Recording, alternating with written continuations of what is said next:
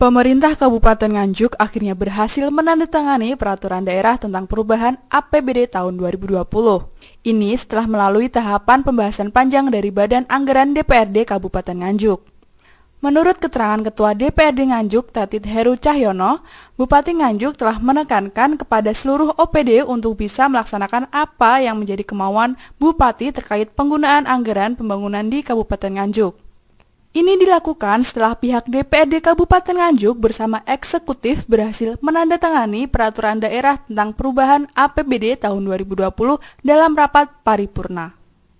Direncanakan setelah menghasilkan perda perubahan APBD paling lambat bulan Oktober tahun 2020, semua anggaran sudah bisa dieksekusi. Karena waktunya sudah mepet sehingga masyarakat akan menerima dampaknya. Ini tadi tahapan-tahapan yang sudah kita lalui beberapa minggu yang kemarin. Mulai dari komisi, kemudian di Badan Anggaran, dari KUA, PPAS, dan rancangan perubahan APBD tahun 2020. Alhamdulillah dengan berbagai dinamika dalam pembahasan. Kita tahu, kita bahas mulai pagi sampai sore dengan dialektika dan pembahasan seperti itu. Alhamdulillah teman-teman Badan Anggaran sudah bisa menyelesaikan pembahasan sesuai dengan yang dibuat oleh Badan Musyawarah DPRD Kabupaten Nganjuk.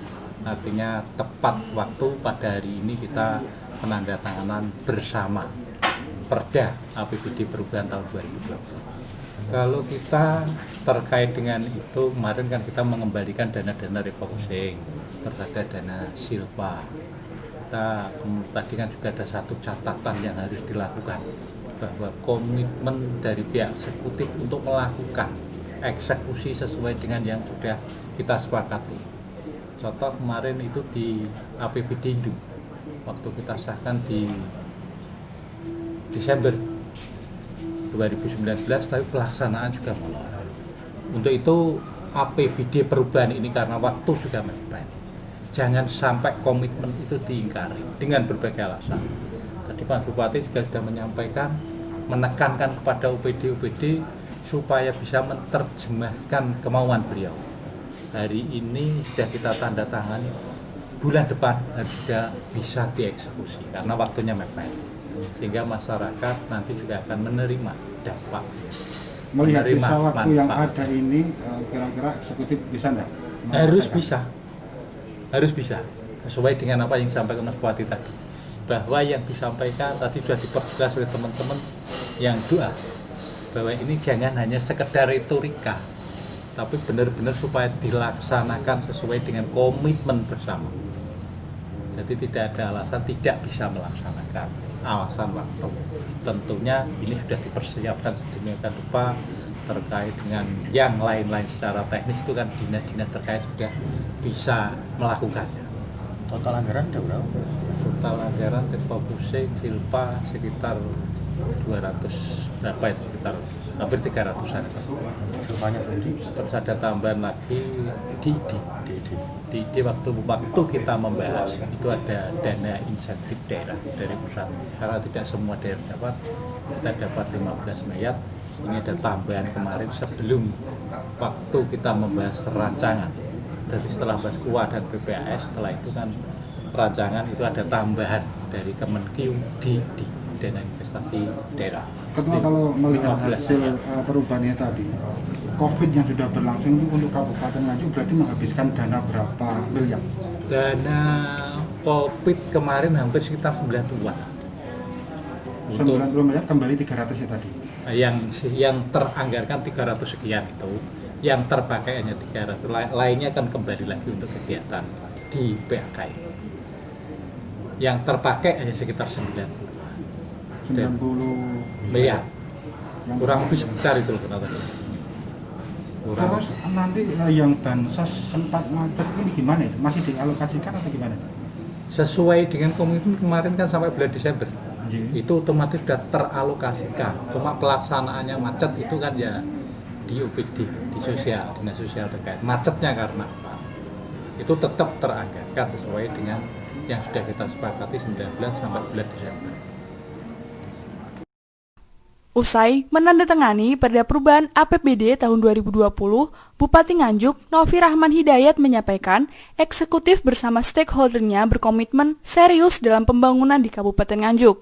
Dalam waktu sisa anggaran tahun 2020 ini yang menjadi prioritas adalah sektor pembangunan infrastruktur jalan, termasuk jalan teritik yang sejak lama mengalami rusak parah.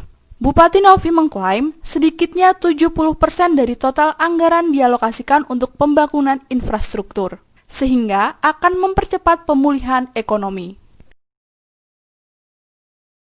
Ya, pertama saya terima kasih kepada pihak-pihak yang telah membantu suksesnya kegiatan pembahasan Raperda Perubahan Anggaran tahun 2020, baik itu kepada DPR maupun juga kepada OPD. Dan yang kedua yang perlu kita pahami bersama, dengan disetujuinya bersama ini pembahasan pada sore hari ini menunjukkan bahwa pemerintah Kabupaten Nganjuk bersama seluruh stakeholdernya ini betul-betul komitmen dan serius di dalam menyikapi pembangunan untuk bisa dirasakan secara lebih maksimal di masyarakat. Yang difokuskan nantinya Pak terkait dengan tentunya karena ini kan waktu singkat, waktu tidak begitu banyak untuk sisa waktu anggaran ini, tentu yang akan diprioritaskan adalah pembangunan di sektor-sektor jalan. Jadi jalan itu akan menjadi prioritas pembangunan infrastruktur, karena itu juga merupakan komitmen kami, saya, Kang Wagub, dan juga bersama DPR untuk memberikan pembangunan fasilitas jalan yang bisa dirasakan oleh masyarakat Kabupaten Nganjuk. Insya Allah dengan jalan yang baik ini nanti, dengan infrastruktur yang memadai ini nanti, ini akan mempercepat proses pemulihan ekonomi, dan pemerintah juga konsen juga dengan infrastruktur yang baik ini nanti juga membantu dengan anggaran-anggaran untuk pemulihan sektor ekonomi di Kabupaten. untuk jalan tritek Pak. Untuk jalan titik sudah masuk anggaran juga, alhamdulillah ya. Nanti tinggal tunggu pelaksanaannya aja. Ini sudah dianggarkan bersama-sama oleh pemerintah tadi ya. Untuk THR 6.000 lebih itu kebijakan dan nanti akan kita evaluasi sesuai dengan kebijakan dan kebutuhan.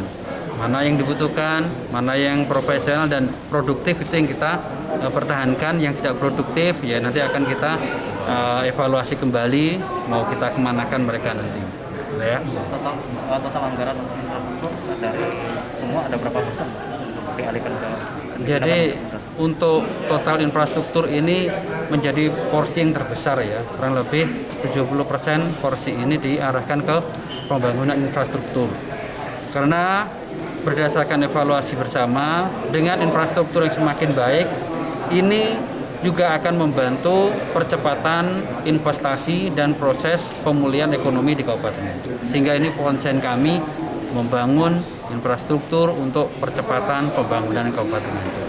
Rapat paripurna laporan Badan Anggaran DPRD Nganjuk dan pengesahan dan penetapan rancangan keputusan bersama DPRD dan Bupati Nganjuk tentang perubahan anggaran Kabupaten Nganjuk tentang perubahan anggaran pendapatan dan belanja daerah ini dihadiri oleh anggota DPRD, Forpimda Nganjuk, dan sejumlah OPD Kabupaten Nganjuk. Dari Nganjuk, Jawa Timur, Nganjuk TV melaporkan.